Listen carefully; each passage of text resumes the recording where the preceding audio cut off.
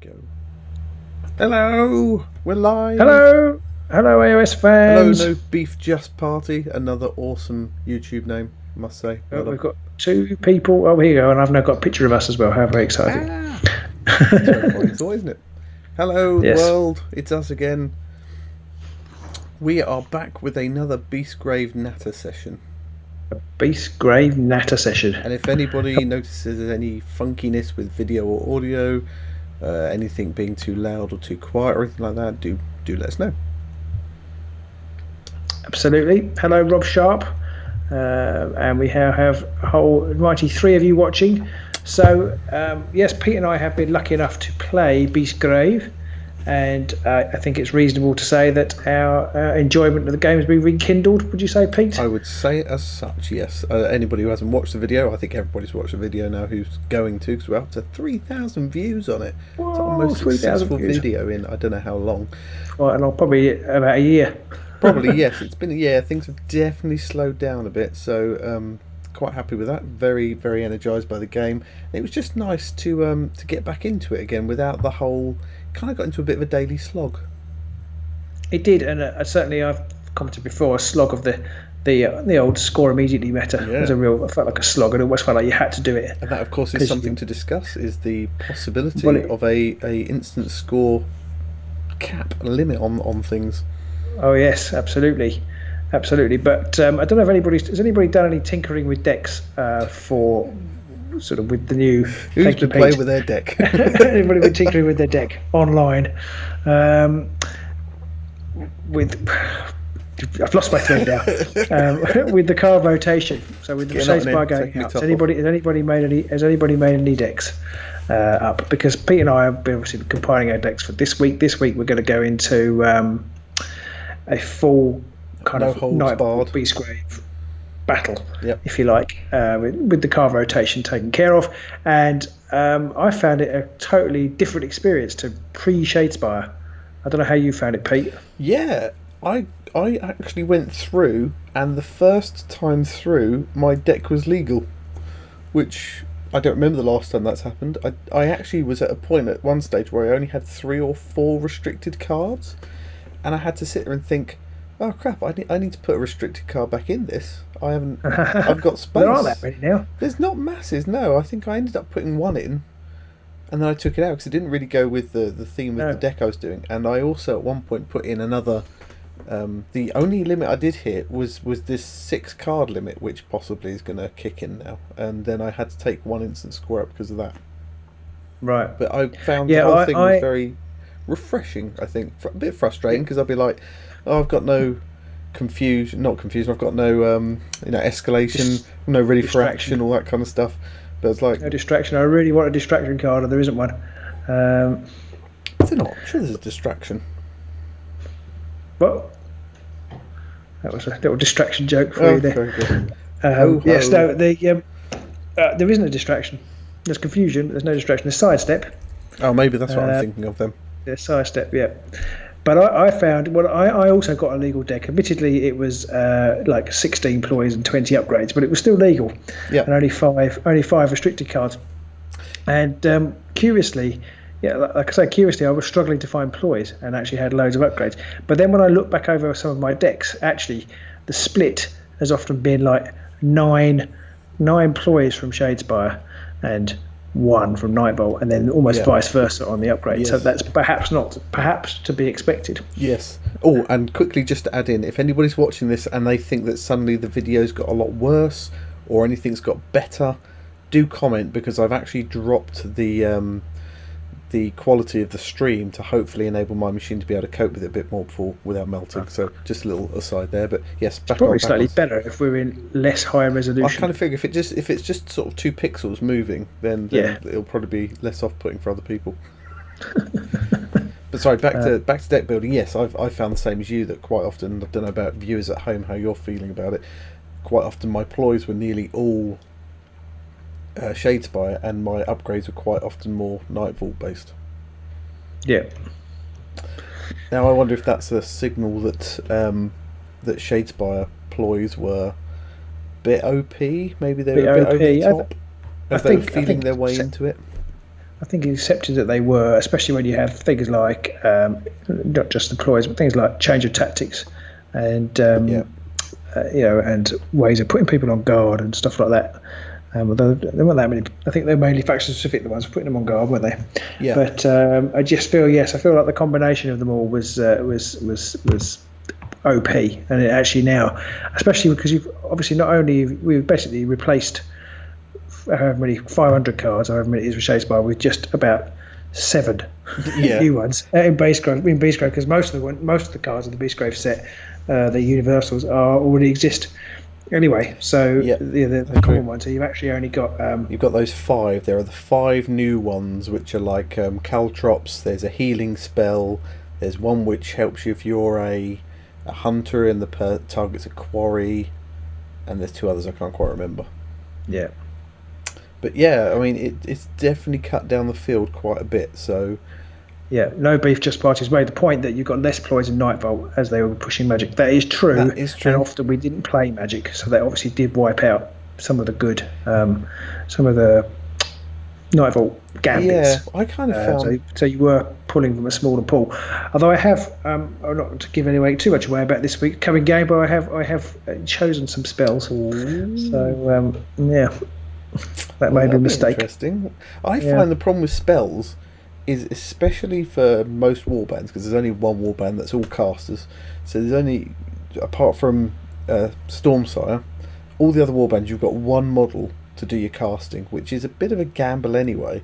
And if you want your spells to be useful, you've got to go quite heavy on your spell picks, because you don't want to be sitting there drawing through 20 cards to pick up those 2 spells that are in your deck. I may have made a disastrous mistake. That's what I'm going to say. But I mean, there aren't that many cards to choose from, and that's the problem. But the Scarce Wild Hunt have got a equivalent of Harness the Storm. It just casts a spell. So I thought, well, let's try it. So there's a few spells in there. There's some quite easy to cast spells. I mean, and hopefully one of those will come off and I'll score that card. But we'll see. Hello to T-Troll and Peter Van Den Bosch, who both joined us. Hello and welcome online. Thank you for joining us. We're just talking about Beastgrave. Now, another point I wanted to discuss, generally wag my jaw about, is GW released what looked like a really great little summary of hello Robert Cook as well, a really great summary of these are the cards that are in, these are the cards that are out, these are the things you can keep and these are the things you can't keep, and then they completely left out the packs like the Leader pack and the Echoes of Glory pack. And now of course that's the half the arguments online are people saying, is the Leader pack still valid? And there's half the people going, well, obviously it isn't because it's season 1, and the other half going, well, obviously it is because it isn't season 1. You're like, well, actually, no one knows because GW. I mean, have they said anyway? I asked somebody boldly stated that yes, it was that they are going to be removed, and I said, well, and I asked on Facebook, have they actually said that? Because I haven't seen it, and they didn't reply. So I no one knows. Yeah, because I said in one. Anywhere. Sorry, go on. After you. I don't want to. Oh, I don't either. Well, the problem was, one person, I put a comment online to one of them basically saying, we don't know what the answer is because they haven't actually said, so anything anybody says is based on supposition and just, assumptions. And then somebody came along and put a comment on saying along the lines of, well, do they have the Shadespire glyph?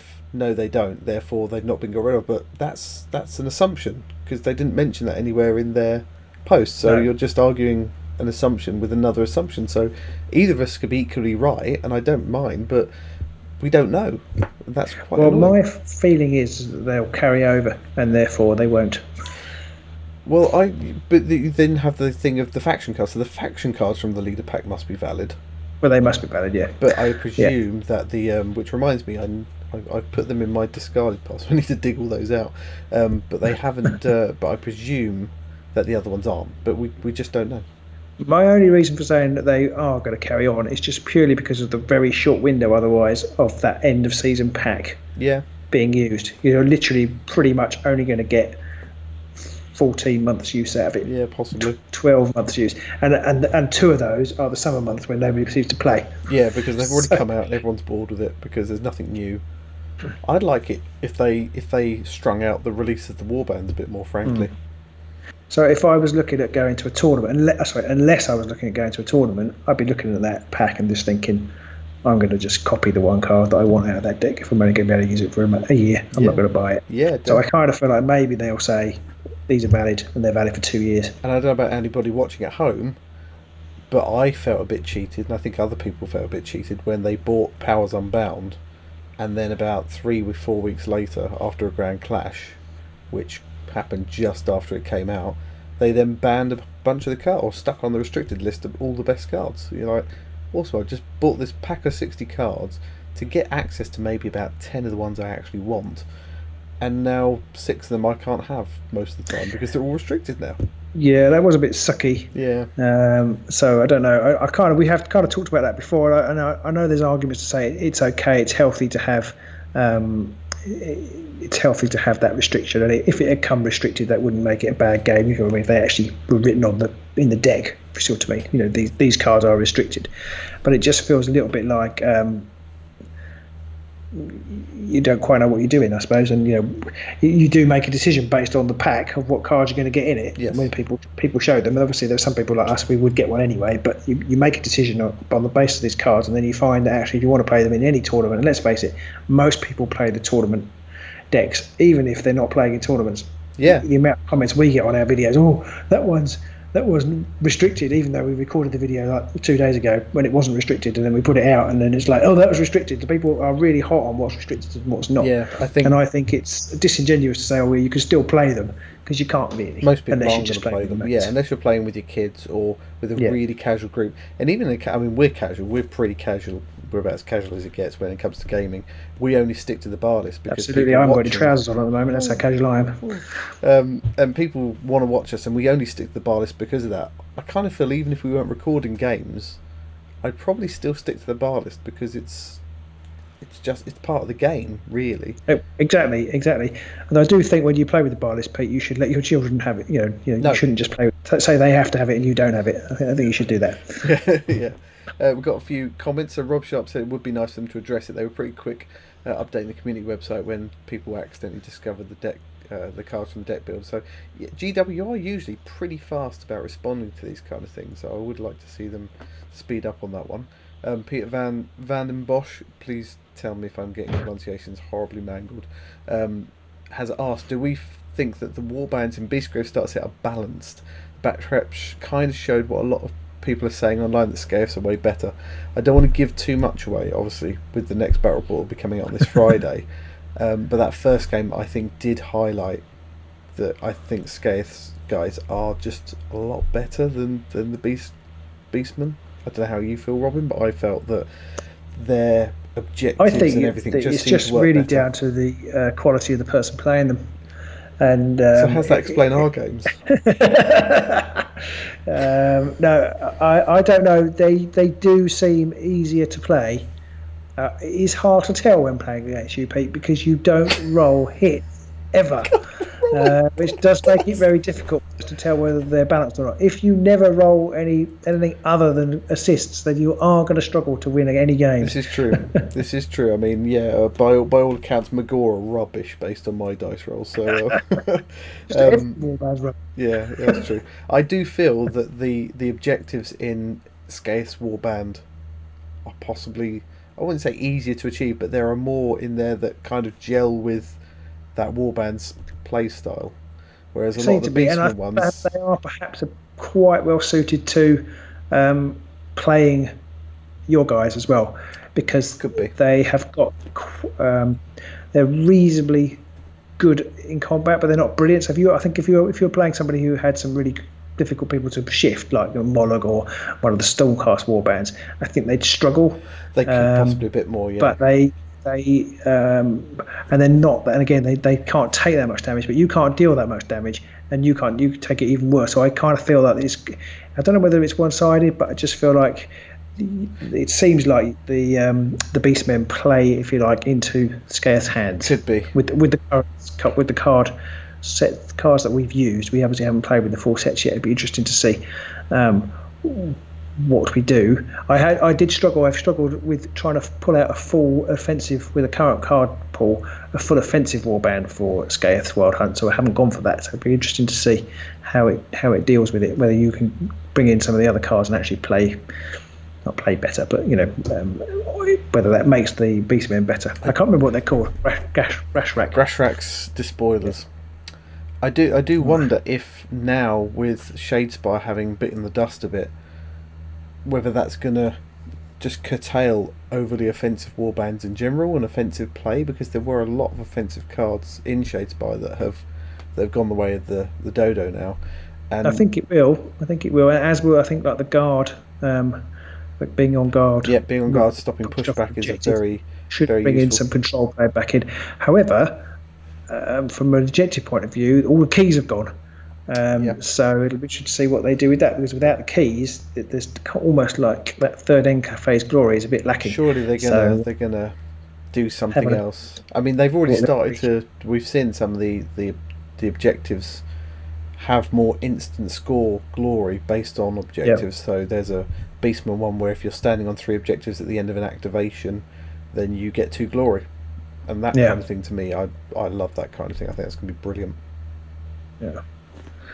Okay, so we've got a couple of questions here. Zach Matthews said, I agree. Why have GW have all these playtesters? Are they banning cards weeks after release? I think Pete could talk about that for quite a long time. We probably shouldn't let him. Yeah.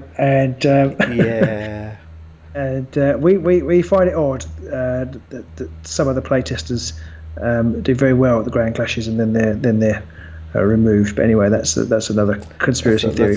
Yeah, I haven't got my tinfoil hat. I need to find that before I can discuss that. Malachi said, which of the older warbands are you looking forward to bringing into the Beastgrave first? That's a very good question. And I think I'm just going to say the Gits, because I like the Gits, and Eyes of the Nine, obviously. But they're my 2. Interesting. Well, I'd quite like to see how either Garrick or the Skaven do. But I think out of the last season's warbands coming across, who would I pick? Maybe the Spookies, maybe the Thorns, or sadly not Orcs, I'm afraid. Orcs. Well, just be interested. I think they probably suffered even more because of this new super action and allowing them, they can't inspire on the charge. Yeah, that might cause them more problems. They didn't need that nerf. Yeah. There's still some confusion around the super action. I don't know whether anybody followed that on our one of our videos. Somebody asked about there's a card, I think you played it, Pete, where if you've got a wound you can do something. It's called you ran through an objective. Like you ran through a lethal hex and put the wound on and then did whatever the thing was. And according to the super action rules for things like Gerzag's inspiration, if you run through a lethal hex, you can't inspire till after you've finished your attack. And similarly, you can't score calculated risk until after the full super action. But we don't know whether it applies to lethal hexes and wound tokens, and I kind of feel like it should, because otherwise you're going to have a situation where characters on one wound can charge through a lethal hex attack and then probably die. That'd be brilliant. Which would be, I suppose that's valid, but I don't think it should be played that way. Yeah, maybe it's for everybody, but I can't see it going that way. So I feel like any wound tokens added at the point of reaction or whatever it was you did, Pete, will probably count and not. I think so. I think if it's something where it's like if you have wound tokens on the fighter, then they will be instant things. But things like inspirations and objectives, because they happen after the thing, it's after a wound is added or whatever, then that will happen post super action type thing. But we'll have to see. I think that it's almost definitely going to need an FAQ just to really solidify what they meant there. Yeah, Malachi says he's keen to try some hold objectives with the new guard rules. Yes, me too. Although when I went to pick it for this week's deck, not giving anything away, I completely forgotten that, of course, half the tactical supremacies have gone away. Now I know they're not strictly the hold objective cards, but they are. They're the better they ones. are kind of powered hold objective, and you haven't got the range that you did have anymore. You've only got 1 to 4, 2 to 5, I think, which 1 and 4 and 2 and 5. A little bit weak at the moment. I'm going to guess they're going to make a reappearance, but who knows? Yeah, I'd like to see. I think we will see more. Like there's the one in Dreadfane where it's if you hold an odd and an even objective, you get an instant 1 glory. I think we're going to see a lot more hold X amount of objectives, get an instant glory type thing. So, hold either objective 1 and 2, but 2 of these 3 objectives and get to a glory or something like that. So I'm looking forward to seeing objective play get a boost. Yeah. One other curious rule thing that came up, Pete, which I'll bring up, and also segues nicely to something else I wanted to talk about tonight, and that is the horn token. Oh yeah. Which sounds a bit rude, but you only get 1 in the Beastgrave counter set. But if you look at Skaeth's card, it doesn't say whether you can add another one after he's already got one. It doesn't say you can't, and it doesn't say you can. And then it also doesn't say if you use one or all of them when you use it. Interesting. So it's an interesting point. It came up in a discussion on Facebook the other day. I think I saw that actually. Yeah. Yeah, and my feeling is that if there's only one of those tokens in the in the new objective pack, bearing in mind there are 15 WAR counters, I feel that if there's only one, that probably implies you can only have one on at a time. Yeah, I think if there's only one objective, that almost definitely means you can only have a token. It's either you have the token or you don't. So. But it's slightly frustrating that they haven't nailed that down. And again, you've got to look at the playtesting on that. Yes, which comes back to, I think, with the cards and things like that, people playtest them from a very specific angle, but they don't think about the more generic, does this ruling make sense kind of thinking. So when they get playtested from a competitive and maybe a more balanced point of view and stuff like that, which is what you want. But there's nothing where someone's just looking at the text on the card and saying, well, you said this, but does it mean this and this, or does it mean this or this? There's just that reading of the English, which they're getting better on, because a lot of the cards now have got, they've got the keywords and stuff like that, and they're writing it in a much more sort of programming language sense of if this then that else blah type thing. Yeah, it absolutely is better. I just can't believe it. Again, they didn't notice that kind of, because I kind of assumed you could just put multiple counters on, but it isn't clear. No Beef Just Party has said, it's not a well written card, but Higri, if there's only one token, it's intended to be one. Yes. Well, exactly. It should say the token on the blurb, exactly, and that's frustrating, because they clearly know it should be one token because they've only made one token. So unless they come out and then actually go, no, you can have as many tokens as you want. Well, they might, because they might decide actually that's is a better way to read it. Yeah. Because I think it probably is. I think if you read it now, it probably it should be more than one. So what isn't clear is whether you lose the one or all of them when you attack, because if it's all of them, there's not much point in doing it, is there? No, but again, it only ever says the, I think.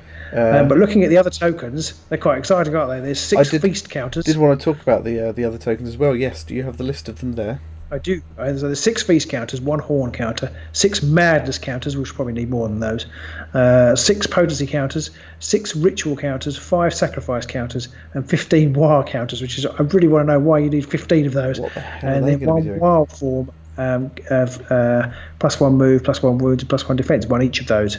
And people have said that the feast counters will be fresh eater quartz. Yeah. And the horn obviously is the wild hunt.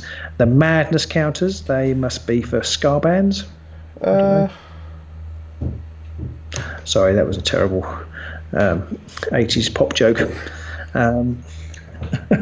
It's all gone very, very quiet. Oh dear, Robin. Okay. So the madness ones are probably going to be for love. Must be love. Stop it. Sorry. Not in our house. I'm not sure who the madness ones will be for. Waiting for the train that never comes. Right, enough of it. Stop it now. Okay. Sorry. Okay. So have we got any viewers left? No. We've got Undead Pank and Edward both online. Hello, both of you too. Thank you very much. Just to quickly come off of the terrible puns, Rob Sharp mentioned about perhaps a Tomb of Offerings type card for holding objectives, which I would like the idea of. You could use it as an action, and you get 1 glory for every objective that you hold, or something like that. Would be quite nice. Yeah, that would be good. Yeah. He's also now unsubbing. A Scar Warband, that's brilliant. So, where were we up to? Madness tokens. What? Yeah, Madness tokens. So which warband are they? My brain is gone. I would have thought they'd be flesh eater courts, but I guess they can't be. What's feast? The I think 15 feast is flesh eater courts. What's potency then? I should have thought about this first. And sacrifice counters. Now there is every potential that some of these aren't related to a warband and that they're to do with spells, maybe. That's true. That's true. So we might be trying to link things up which aren't actually. Yeah, let's not bother speculating. No, I did have get it wrong anyway. And I forgot it. There's definitely some sort of like toothy, feasty things. It looks like a squig actually. The kind of.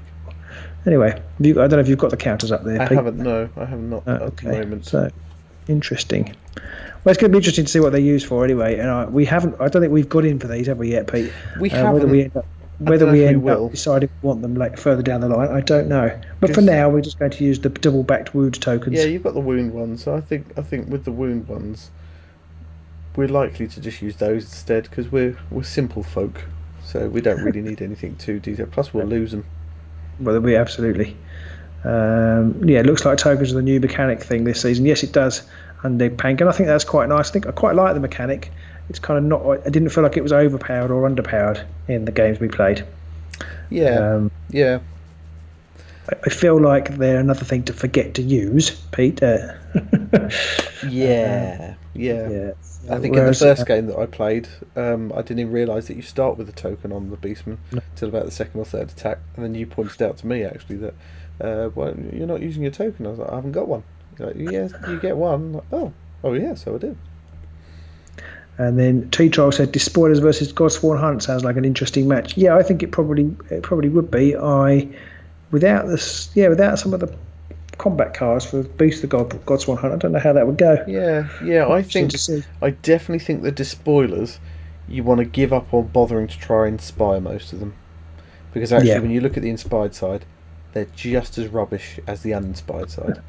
So there's not really any point in worrying about inspiring them. You might as well just have whatever your game plan is and just go with that. And if you really want to inspire Grashrak or I can't remember the name of the other guy, the warrior guy, your main hitter basically, I can't remember his name, Drakthor or something like that, you probably want to just put a card in there that'll auto inspire them rather than worry about trying to kill people. Inspiration strikes, but there is the blazing soul or whatever it is, and regal vision. So you could use either of them, but I definitely think that worrying about inspiring Despoilers is a waste of time. Yes. Everything's gone off. Everything's gone off, right. I've managed to lock the PC. So who else we got? So Zach Matthews said a Goblin Shaman maybe, and we haven't. I mean, we might get one in the Auric Warband, whatever that is, because the Auric Warband seems to be a bit of a mixed hodgepodge so far of cards. It looks like there's like a Bone Splitter in there and a Brute in there, so maybe there'll be a Goblin Caster as well. Maybe a bit more of a generic greenskin Warband, which would be quite cool. Yeah, Potency could be Nurgle, could it? Potency could be Nurgle. I forgot there's a Nurgle Warband. I love Nurgle. How could you forget? I know, I love them. So yeah, there's Nurgle in there. I'm really looking forward to Nurgle. That might be one of the first warbands that I actually paint myself, I think. Yes, contrast paints for the win. I love contrast paints. Who out there is painting right now, and who out there is painting with contrast paints? Because frankly, I love them. I've got two Warcry warbands done, and a third one pretty far along, and I also repainted a bunch of some skellies. I had some skellies which I painted in the most basic colour in the world. I literally did the Nihilak Oxide and Dry Brush and White to make them ghosty, and I've actually gone through to repaint a bunch of them just to get them ready for Warcry. Trying to get that in focus. Probably can't get that in focus. No, it's not just focused. Your hand. Just my hand. Awesome. It's not going to work, is it? Stupid thing. Anyway, so I've even started painting other models that I've already painted once just because of contrast paints. I've actually moved away from them slightly, having I thought they were not so good, and then using them and quite like them. I've actually found that I've got myself into a bit of a pickle with them a couple of times. So I haven't used them so much on my Wild Hunt, models. I've gone back to more traditional paints, I but I have used some. So sorry, go on. I have used some paints, but I have contrast paints, but I've used a lot more. I'd say it's about 2/3 proper paint and 1/3 contrast. Yeah, I think Peter van den Bosch has said that he's doing Thorns with contrast going fast. I think definitely things like spookies and very biological textures and stuff like that are perfect for that kind of thing. You do still need metallics, I think. Don't think you're ever going to get away from metallics. I have seen some great NMM painting with them, but only by the real pros. Yeah, there's no way I'll ever achieve non-metallic metal, so I'm just not. No, they go really nicely over the metallics. I've done some really nice metallic greens on the on my splintered fang. Just a very, very light wash of them over the metal, and it looks really good. Hey, Joseph T is here. Ed says they have certain uses. They definitely do. And No Beef Just Party and Rob Sharp, they all say that they love them, help speed up the process. I think they definitely do help you when you've got a very limited resource. Just bash out some models to a pretty good tabletop standard, really. And the thing I love about them is you can just put one layer on, and you've got the shading and the base coat and almost a bit of highlighting on there, depending on how much you thin it and stuff like that. So I am a big fan of contrast. After seeing the initial contrast paints and thinking, rubbish, absolute rubbish. And I think the problem I've had actually is because I've gone for some darker skin tones with the models I've been painting recently, and don't really like the snakebite leather as a leather. No, it works for some other things. I think. For scenery, but as a leather, I don't really like it, and then so I haven't. Then I can't use, because I've used the darkest flesh tones. I can't use the other darker browns that come with it because they're the same colour. It doesn't look right. So I think I've kind of almost backed myself into a corner with using the contrast. Oh, Jason's here. Hi, Jason. Hello, Jason. And Joseph T asks, "What's this chat about?" Well, we're kind of talking about Beastgrave and anything hobbyish. So if you've got any specific questions about Beastgrave, or you've got anything you want to say about Beastgrave or hobby in general, then just feel free to throw it in. Undead Pank, we missed a comment by him back earlier up. He was saying that the Sneaky Despoiler, which is Korsk, the sneak, whatever his name is, because he has that ability to move onto another edge hex somewhere else, could make him very useful for things like objective play and jumping on things, and I think he's going to be great for that kind of stuff. Yeah, because haven't you got one about taking them in another opponent's half or something? There is one for holding an objective in opponent's half. There's so you can stick one on the edge potentially and nip and get it. It also means that if you have the 3 objectives, you can put 3 out. If you put that third one on an edge hex right at the back of the field to keep it out of the way, that's just as easy for me to get as any of the others, really. In fact, easier. Yeah, it's kind of almost like wherever they are end up on the field, you've got 3 as long as there's one on the edge. Exactly. Yeah. Joseph also asks, are we in the UK? We are in Old Blighty. We are in the United Kingdom. Yes. So hopefully, if you haven't, do check out our channel. If you like Underworlds and you like Beastgrave and you like Night Vault, hopefully you'll like what we do. Hopefully so. If you like terrible jokes, we are also. You're in for a treat. We are the guys for terrible jokes. Now, we did have a question on our Patreon, because I did post it on there, and one of our patroners did ask a question on there, so I'm just going to dig that out. Matt says he first asks, he's run out of space on his Kallax shelves. What should he do? More shelves, obviously. He then says, can you stack Beastgrave next to on top of the boxes shaded by Night Vault and Dreadfane, or does the red and brown look completely different to the green and blue? They're not really going to go very well together, I think. They're very, very different colours. I do like the classic red, though. GW haven't had classic red in a long time.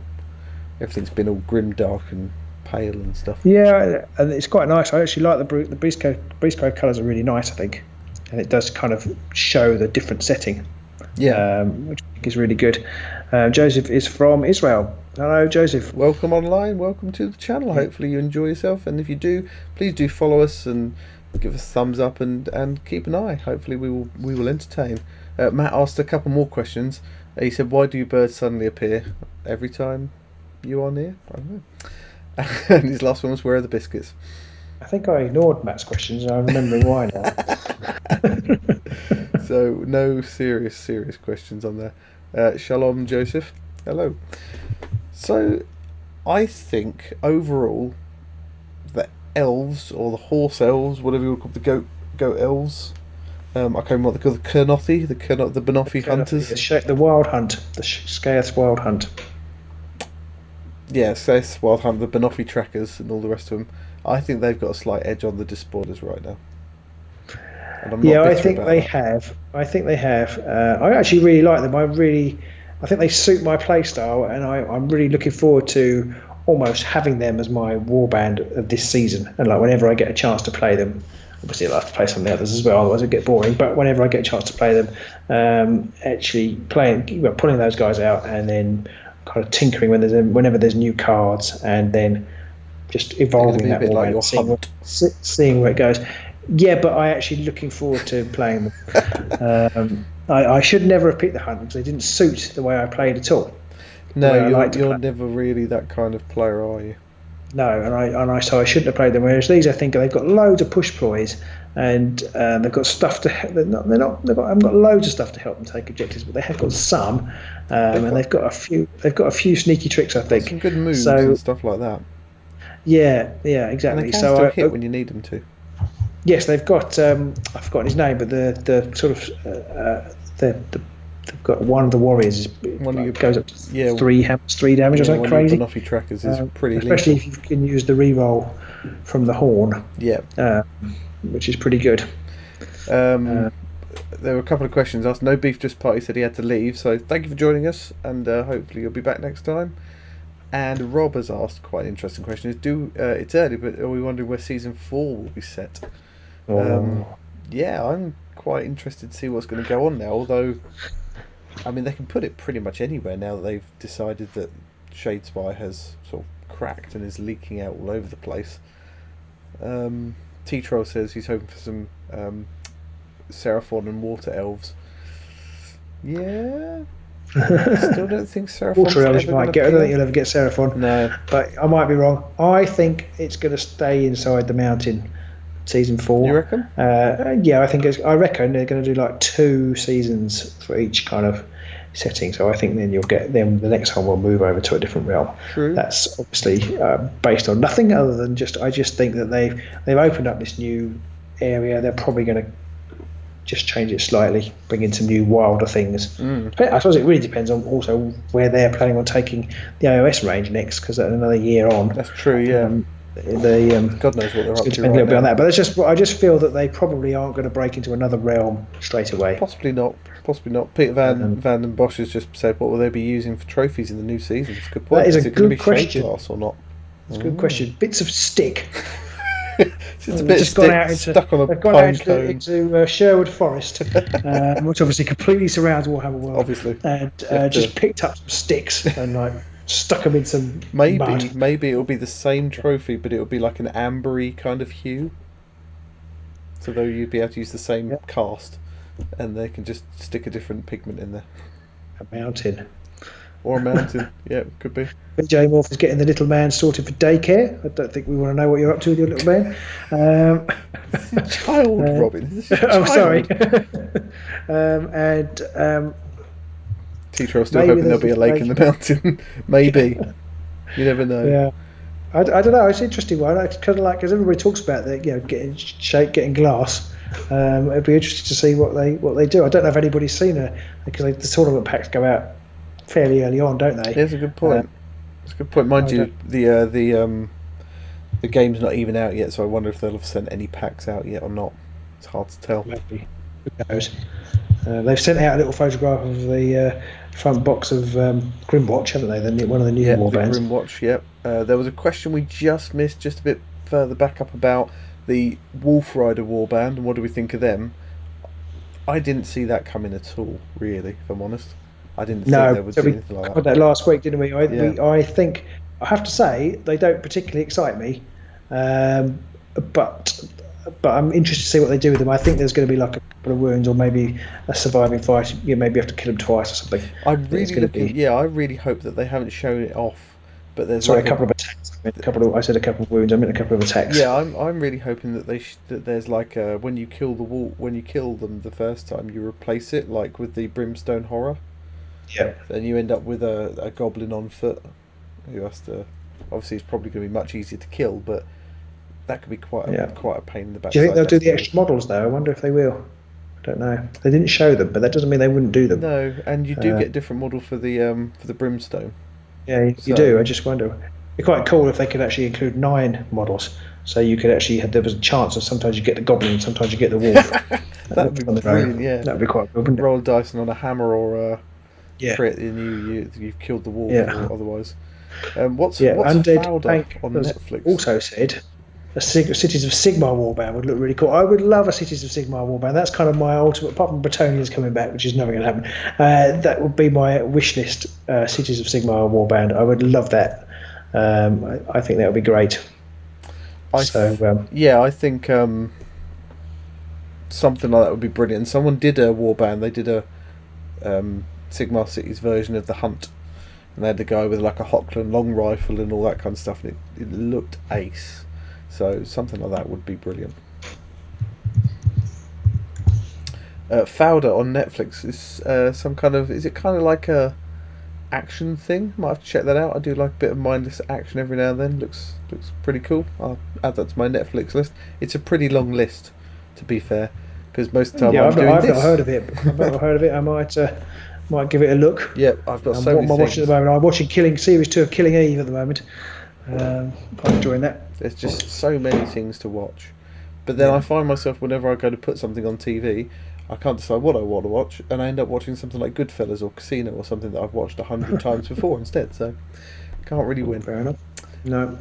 Do we have any info on how Universal cards will be distributed this season after the starter box, with warbands or separately? I assume with warbands. I don't know whether anybody's done the. I don't think anybody's actually maths. No, but I think it works out about the same still. It's 60 cards in a box per warband. Okay. I think. Fair enough. Yeah, I wonder whether they were still going to do an Echoes of Glory type pack. I kind of feel like they'll have to, but I haven't worked out whether the math works out for that. But the Echoes of Glory pack always comes. Oh, sorry, as part of the re-releasing of the warbands. Yeah, I don't think they're doing that this time around because the maths doesn't add up. Right. So I don't think there'll be a re-released Spookies and Stormcast. That's an interesting choice, though, isn't it? Because that would kind of mean that you can't pick it up, because I assume the Nightbolt box is gone now. I don't know if it explicitly said it, but so that means you wouldn't be able to pick up those warbands, which is interesting. There was 120 odd cards in the Dreadfane box. There was. You think they might put Curse Breakers and thingies in there? Maybe, but that seems a bit odd as well, really. Well, it does, and they can't do that because there aren't enough faction cards. So that was just off the top of my head nonsense. Good point. It's a good point. Yeah, I'm not really sure what they're going to do with them unless they're going to release them separately with just the cards. Maybe they're going to release warbands with just warband specific packs, and then with every 2 warbands you get with their 32 cards each, you'll then get a separate third pack with just the universals. Maybe. I just can't see them doing that because they want you to buy the everything. True, but at the same time, if they separate them out, then you've got to buy more. But you haven't, though, because if you've got no intention of playing the Goblin Wolf Riders, if you've got no incentive to buy it other than Universal, you just won't buy it. True. So that's what the model's been so far. So I think that will come with Universals and not Universals. That's my guess. I think the main answer to that, VJ, is we haven't got a clue. No. Not the foggiest. We haven't been told anything. We know. No, but I'll fight Pete if he keeps saying that Universals will become separately. Well, we'll see. I mean, that's the bet right now. Yeah, we'll see what happens. So, yeah. If they do, I'll write it down and eat it on the next one of the live streams. Yeah. And I think I was going to say something. What was I going to say? What was I going to say? Well, Pete's rebooting. I'll go through all these questions. No one expects the Gobos on the Wolves, but they look very speedy. Yeah, it'd be interesting to see those. And on the cards, we can see a Sabertooth. I think that could be a companion for the Ogre Boy.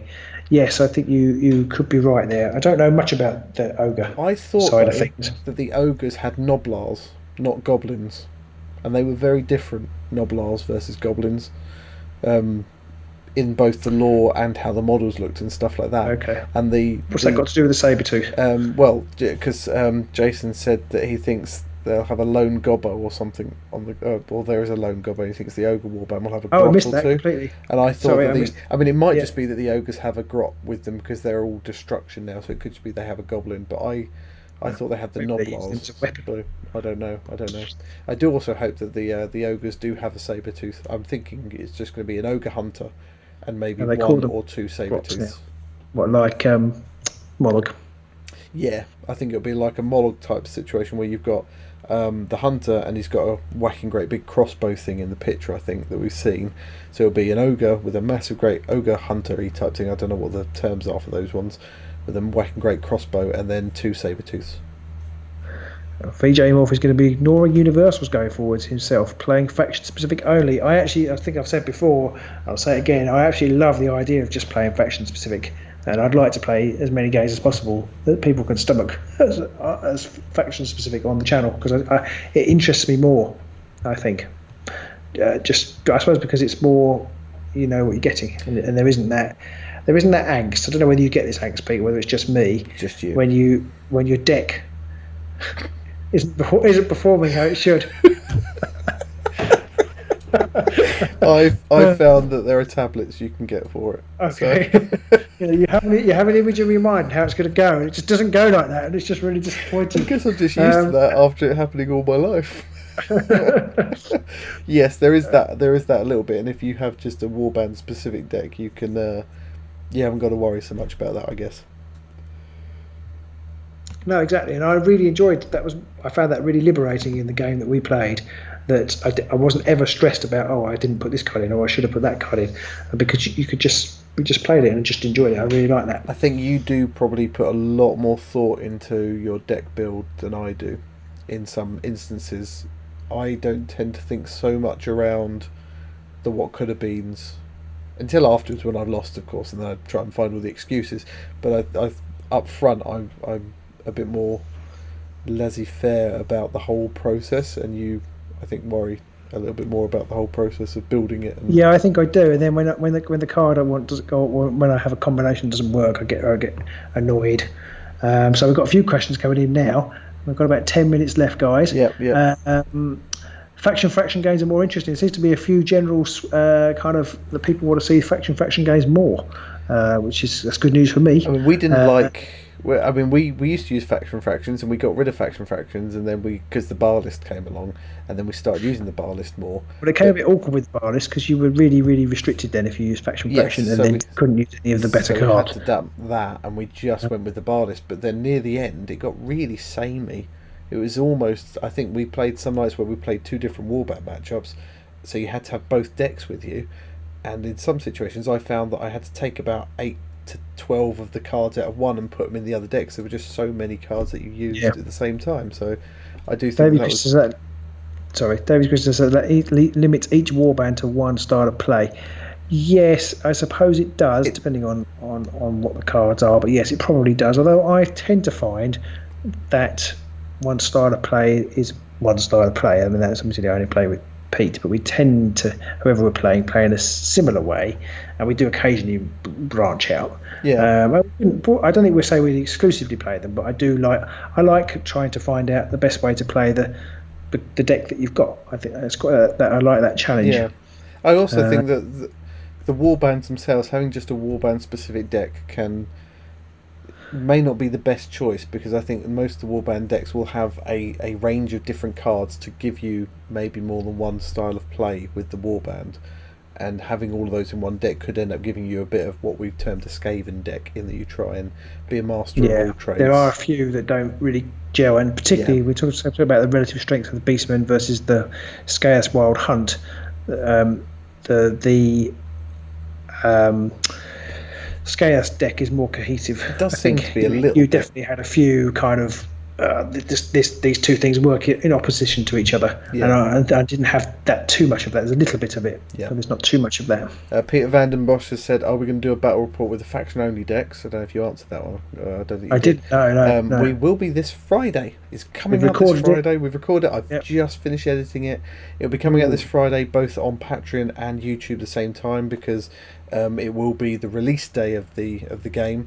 After that, though, all our games will be coming out on Patreon a week early. So the next set of games that we'll be playing, there's going to be a week or so gap between the one we release this weekend and when the next Beastgrave video comes out. So there'll be a Dreadfane video in the middle, so you can still get that. But if you want to keep your Beastgrave fix up, Patreon will be the place where you can get that uninterrupted feed of beast graviness.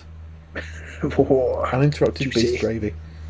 Yeah, I would like to see more. I don't know if I'd want to play all faction only decks, but I would like to maybe look at introducing fractions again on the channel, something like that.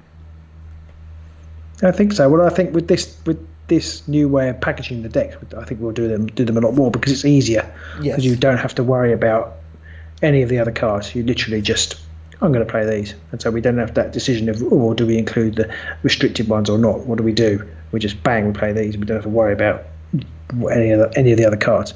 That will certainly make our preparation time quicker as well. There is that. It can be quite painful sometimes trying to get a couple of decks built in a week that you want, because we want to make them entertaining for you guys, but we also don't want to make them completely useless where you sit in there with a load of dead cards, because we just get so much flack for that from people going, you can't build a deck. Like, well, we're not trying to make tournament winning decks. We want to make fun decks each week. We don't want to be, we're not those guys. We're not going to be tournament winners. Definitely not. We definitely can't make tournament winning decks. We've proved that. Yeah. So Jason he's actually chatting about those to a friend, that the tournament meta drag warbands away from their flavour, like the Godsworn Hunt. How many tournament decks contain their oath objectives? Well, that's true. Apart from that wasn't called a Worthy Kill. There was a new version of it, wasn't there? There was. That apart from that one, nobody really used them. That's very true. And I do think that they were all kind of slight variations on the same build, and there were a couple of builds. There was the Moloch Tome deck build by the end of the thing, and then there were the kind of fast score immediately objectives, maybe powered by spells if you were spellcasting, or deck or something else similar. I felt they were a bit samey. You're right, BJ. I think they were. Now, David Christie said the faction. Someone else commented further up saying that they were hoping that the faction specific cards would be a little bit more powerful than the universals, and David Christie said that they probably won't be, because obviously you have that headache of trying to make sure that each warband doesn't have overpowered cards. And I think David's probably right in that they probably won't make them better than the universal versions, because everyone will complain and say, the X warband has this card and it's so much better than the universal and version. That's where the balance is going to have to be. It's going to be really fine, and I'm not sure Games Workshop have got that yet. I would be very surprised if they could make 8 warbands that were balanced using only faction specific cards. I think that they'll struggle, partially because I think as well their play testing concentrates more around the sort of the play of the flow of the warbands, and not necessarily are they all of a level playing field.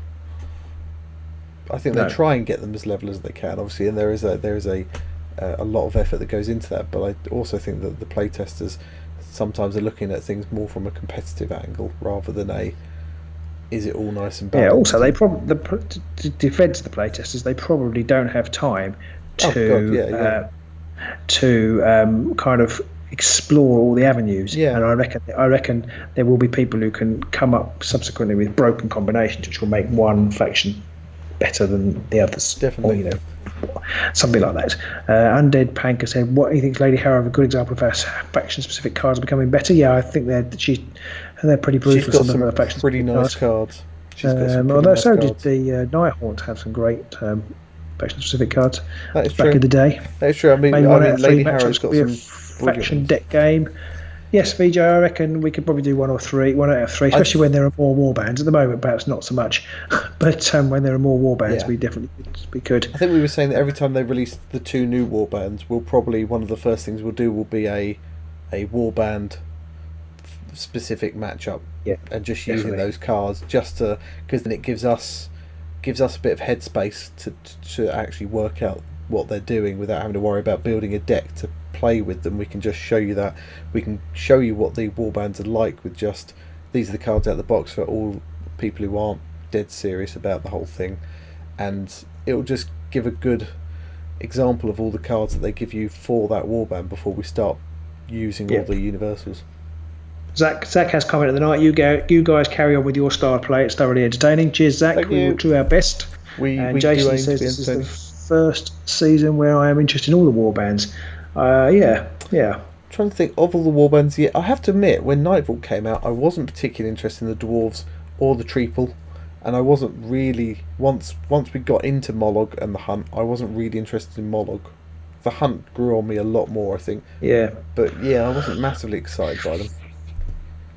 I'm not sure about these. I was sort of interested in the Flesh Eater Courts, but I've cooled on those a little bit now. I've seen the box picture, so we'll have to see. The saggy boobs. See what they got. Is it the saggy boobs? Yeah, that's what it is. Yeah, I wonder how many they're going to be. I'm not sure why. Because the image on the front, there's 3 main guys, but there could be another 3 at the bottom. So are they going to be a 6-fighter warband or what?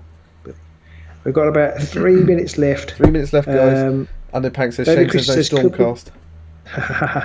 Could be cool to know if the online W game, the data it will generate, will be used to balance future warbands and cards. This is probably a subject of a separate conversation. We haven't really got time on now, but I feel for those online Warhammer Underworlds guys, because they're going to come out with their brand shiny new Shadespire game, and everybody's playing the game. Like, well, we're not. That's gone now. Yeah, we're not interested in that.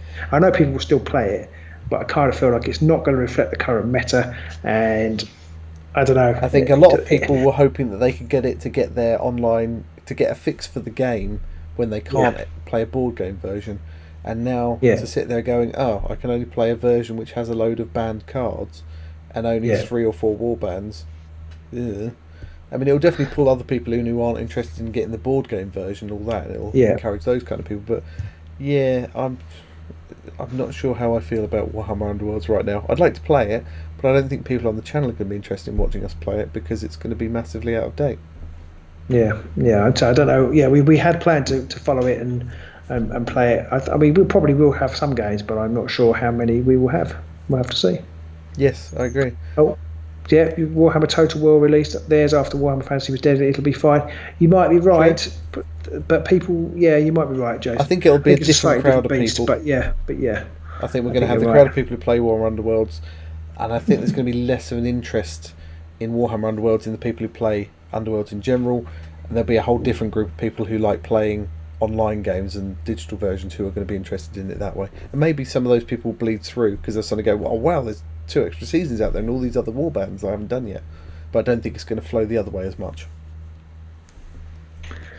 Yeah, right. Sorry, I was reading all the comments there, but I didn't catch what you said. We'll go through these and then we'll have to finish. So Peter Van den Bosch says he loves how we combine the game with a good amount of humour and keep it up. We will certainly do that because that is what we are all about. We are certainly not your tournament winning, win at all cost, take it deadly serious kind of people. So we will always have the humour.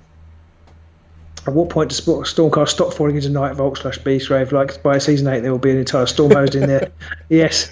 There's going to be Sigmar going, where the bloody hell have they all gone? Where is everyone? Where are they? Bloody hell, what a pleasure that the no Stormcast in Beastgrave in Germany called Goldbuben. Goldbuben. Love it. I quite like that. Have you got any Goldbuben? VJ Morph, I have to say, full faction decks are the one thing that's made me reconsider ditching Underworlds completely. Wow. So glad to keep you on board, VJ. I still think it's a great game. Definitely draw a different crowd, Jason said, and he didn't enjoy Nightvault and the Universal Card Chase at all. And I don't think I did by the end. I'm confused. So, VJ, are you saying that you're not interested in full faction decks? No, the other way around. He's saying he reconsidered it. Sorry, right. He's now back in it, staying back in it because of the full faction decks. Yes, I think I'm a bit more like that now. In that, it did get a bit jaded towards the end, just chasing the best universals to take, and I think it kind of got a bit boring, and the thought of season 3 coming along with season 1 still being in play was destroying me. I just did not like that. And then when they announced no, all season 1's gone, I was like, oh yeah, I'm back in it. I'm back in the game. Yeah, and I think just having that smaller card pool, actually, the game is better when the card pool is smaller. I remember really enjoying Shadespire when there were maybe 6 warbands. Yeah, that might have been like the perfect time for me. So I don't know. Yeah, so it's really nice to go back to that slightly shrunk pool. Yes, Zach says less is more. Exactly. Definitely more. Yeah. Exactly. Right. Well, it's 23:01, which I think means it's time for me to go to bed. So thank you everybody for listening. I hope you've enjoyed it. This has been our third weekly little chat, and it's been all Beastgrave again. Maybe next week it'll be something else, but Beastgrave is the current flavour, so we'll probably stick to it for a little while. Beastgrave, really, isn't it? And who knows? By this time next week, Games Workshop might have announced the next Warbands pre-release, because it seems to be like a roller coaster. Not only that, by this time next week, everybody will have their copies. They'll be playing games. They'll have seen our next match. We'll have so much more to talk about. Brilliant. Okay, guys. Thank you all for joining us. And we'll see you next week, same time, same place, 10 p.m. UK time. Be here or be a rectangular thing. See you soon, guys. You said erect then. Ooh. Anyway, bye.